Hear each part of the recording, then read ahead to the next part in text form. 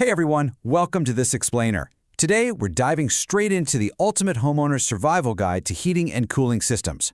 We've got some really fantastic, hard-hitting data straight from Grand HVAC Columbus, and we're going to break down exactly what happens when your system fails, why it happens, and most importantly, how to protect your wallet. Okay, just imagine it. It's 2 a.m. Outside, it's bone-chillingly cold.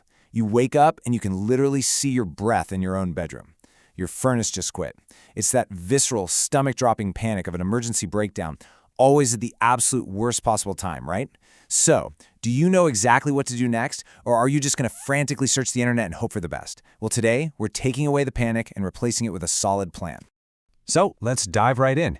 Here's our agenda for today. 1. When your system fails. 2. The climate stress test. 3. Golden rules of HVAC. And 4. Repair, replace, and costs. All right, Section 1. When your system fails, the anatomy of a breakdown. We really need to look at sudden equipment failure not just as, bad luck, but as a completely predictable mechanical event. I mean, a system doesn't just die out of nowhere, right? It gives you warning signs. When we put off maintenance, those minor issues inevitably snowball. Take a clogged condensate drain during a humid summer. That isn't just annoying, it can cause actual water damage. Worn blower motors, they give you weak airflow. Dirty evaporator coils can literally freeze your system solid. And the most terrifying one of all is definitely a cracked heat exchanger in your furnace, which poses a very real carbon monoxide risk. What starts as just a missed annual tune-up easily turns into an expensive and sometimes totally dangerous 2 a.m. emergency. Moving on to Section 2, the climate stress test, man versus nature. Now, this is where local geography literally wages war on your equipment. Take the climate data from Gahanna, Ohio as a perfect battleground example. You've got these brutal, humid summers with temps pushing past 90 degrees, right? That forces air conditioners to run continuously, pushing compressors right to their breaking point. And then contrast that with freezing winters, where sub-20 degree cold forces your furnace to run nonstop, exposing any tiny weakness in an aging heat exchanger. It's like your system is constantly fighting a two-front war. But you know what's truly fascinating? The very ground beneath your feet can actually destroy your air conditioner. No joke. In areas with heavy clay soil, like Gahanna, the soil moisture shifts drastically between seasons.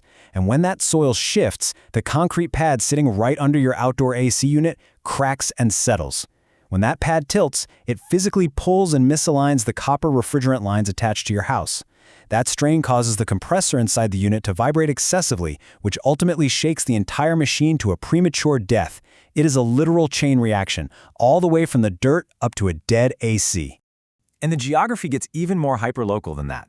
Specific neighborhood microclimates dictate exactly what parts of your system are going to break down first.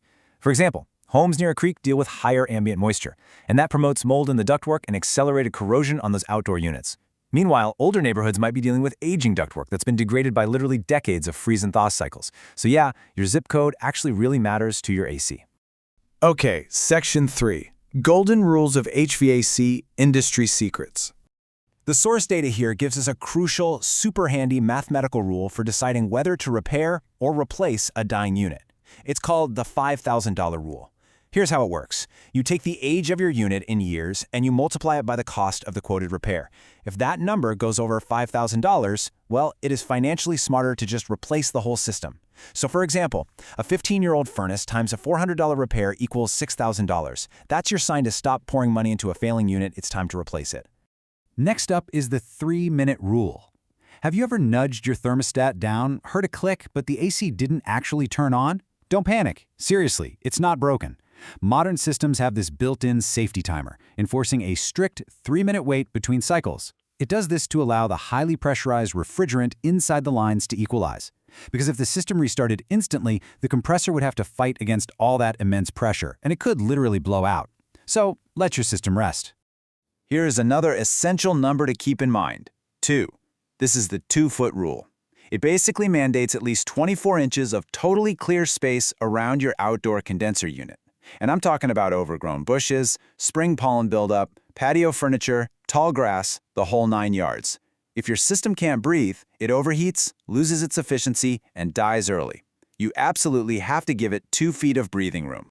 And here is our absolute last golden rule. If a contractor tries to sell you a system without mentioning ACCA, Manual J or D, run.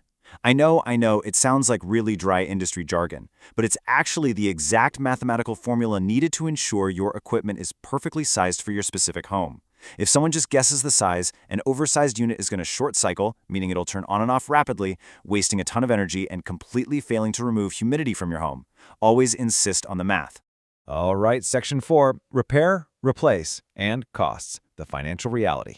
This brings us to a huge, real secret of the HVAC industry. A properly sized, expertly installed mid-tier system outperforms a poorly installed premium unit every single time. The really crucial point here is that your local installation quality matters so much more than just buying a fancy premium brand name like Carrier or Trane. You can buy the most expensive equipment on the market, but if the ductwork is wrong and those load calculations are skipped, it's going to perform terribly. So, locating your home size gives you a pretty realistic baseline for replacement costs. A smaller 1,200 square foot home might need a 2-ton system, which ranges from roughly $4,500 to $9,000. But if you jump up to a 4,000 square foot home that needs multi-zone cooling, well, you are looking at more like $12,000 to $25,000. You might be wondering what causes the massive swings in those ranges. It mostly comes down to the SEER efficiency ratings of the specific equipment and whether your home requires any significant ductwork modifications. Now, if you're just looking at a repair, expect hourly labor rates for certified contractors to sit somewhere between $75 and $150 an hour.